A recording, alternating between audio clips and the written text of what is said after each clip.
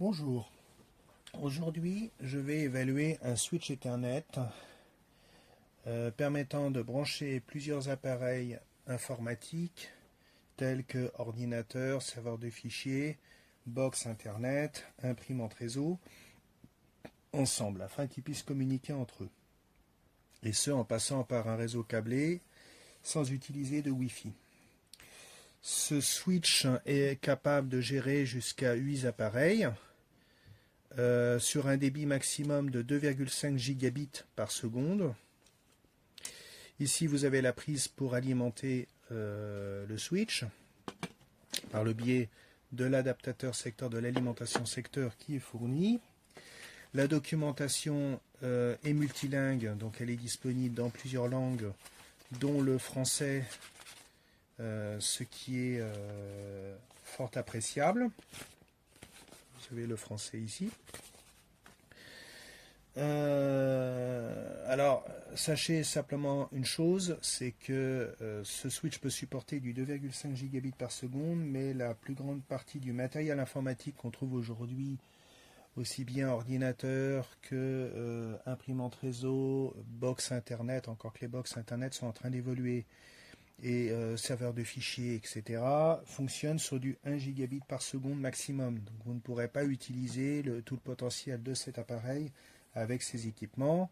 Ceci dit, il est possible sur les ordinateurs de bureau, donc les gros ordinateurs avec écran, clavier et tour, donc boîtier à part, vous pouvez installer à l'intérieur du boîtier de la tour une carte réseau qui vous permet de passer sur du 2,5 gigabits.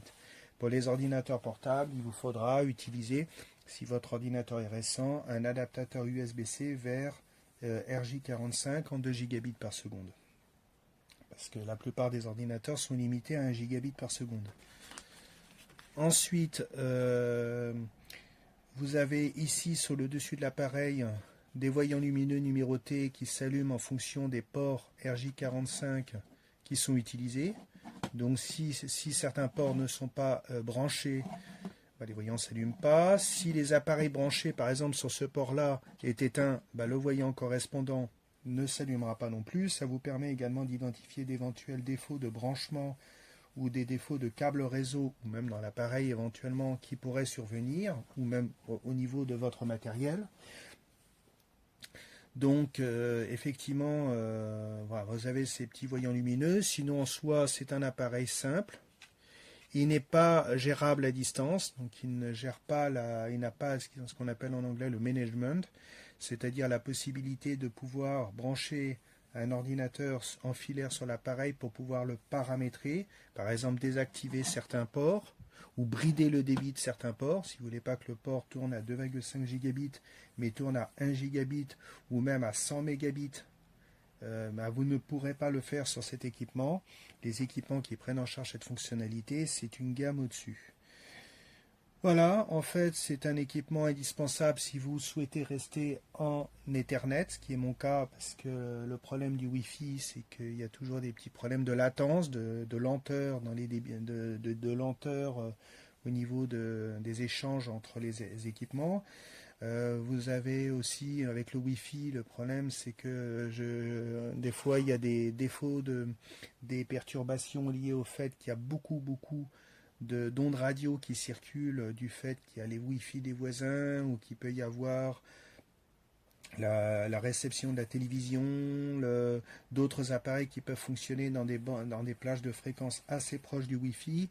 Donc je suis toujours resté un petit peu en retrait du Wi-Fi, même si j'avoue que son côté, le côté mobilité est très pratique. Donc je reste sur l'Ethernet, et l'Ethernet c'est ce genre d'équipement. Donc en plus l'appareil n'est pas très gros, un petit peu lourd, parce qu'il doit sûrement y avoir un radiateur de refroidissement à l'intérieur. D'ailleurs au passage on peut le fixer au mur si on le souhaite. Non, c'est un équipement qui me paraît tout à fait convenable pour se monter un petit réseau informatique chez soi. 8 appareils, c'est généreux. Vous pouvez mettre ordinateur, console, serveur de fichiers, serveur multimédia, votre imprimante réseau qui ne tournera pas à 2,5 gigabits par seconde, mais vous pouvez le mettre dessus. Vous pouvez mettre également votre télévision, enfin tout ce que vous voulez, tout ce qui doit se connecter sur Internet, par exemple.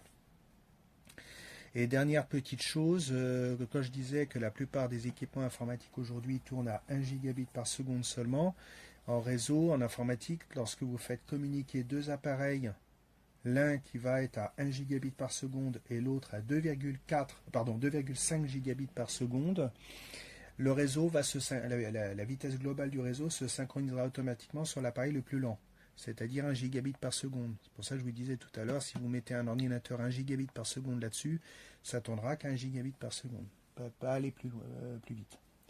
Voilà, bah écoutez, je vous remercie de m'avoir regardé et de m'avoir écouté, et je vous dis à une prochaine fois.